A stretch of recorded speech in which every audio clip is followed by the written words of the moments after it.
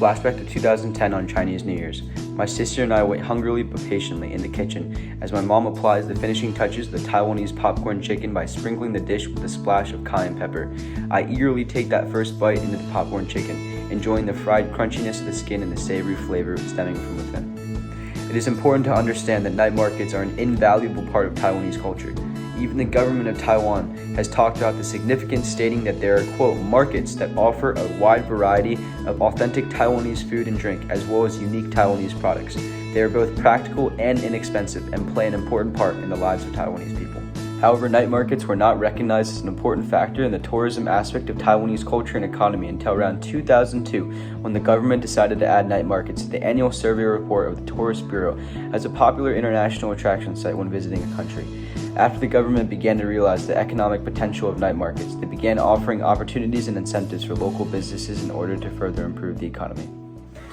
I want to now walk you through a night market and what you would typically find within one. Not only do they provide various types of inexpensive foods and drinks, they also have vendors and booths that sell clothing and various appliances. The culture of night markets have been described as 热闹, which is a Chinese phrase that can be translated to a lively or noisy environment. This is because of the popularity of night markets, which consequently leads to these destinations being extremely crowded most of the time. When you step into a night market, it's like stepping into another world.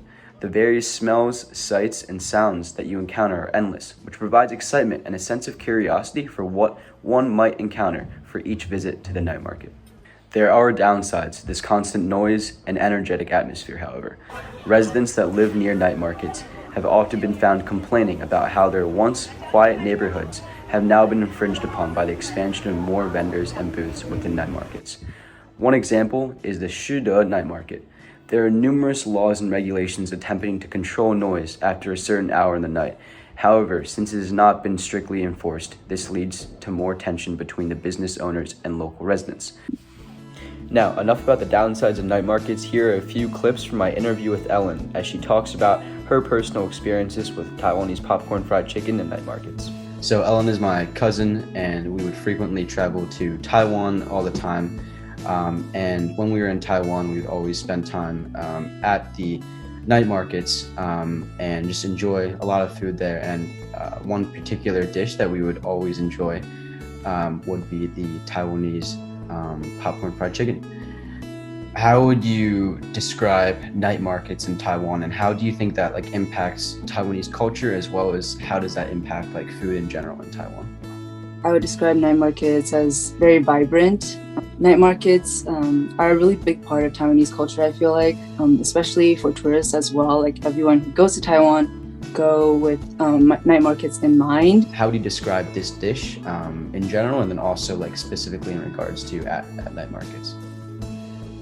I guess for popcorn fried chicken, it's kind of made to be able, it's made to be bite-sized and easily, I guess, eaten as a snack. And so in Taiwan, they make it as very, like I said, bite-sized pieces of chicken, and then they put them on skewers. But do you have any stories of how Taiwanese food and maybe Taiwanese popcorn fried chicken, but just in general, how that influenced your childhood and you traveling back to Taiwan? Yeah, I feel like food is definitely a super, super big part of my experience with Taiwan. And then whenever we visited Taiwan and stayed with our grandparents, I feel like there are two, I guess I would distinguish two different experiences with food. One, like you said, is it's kind of we would be eating our grandma's homemade food all day, but then at night our uncle brings back more food, and this is kind of a separate side of it where it's it feels more fun. And so that's always been kind of a fond memory that I have from visiting Taiwan. I'm going to now walk you through the steps on how to make Taiwanese popcorn fried chicken.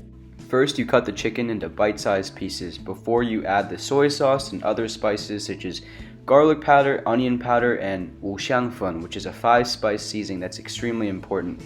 And then you begin to add the sweet potato starch, which is the breading for the chicken, before you begin to fry. Here's the final product for the Taiwanese popcorn fried chicken.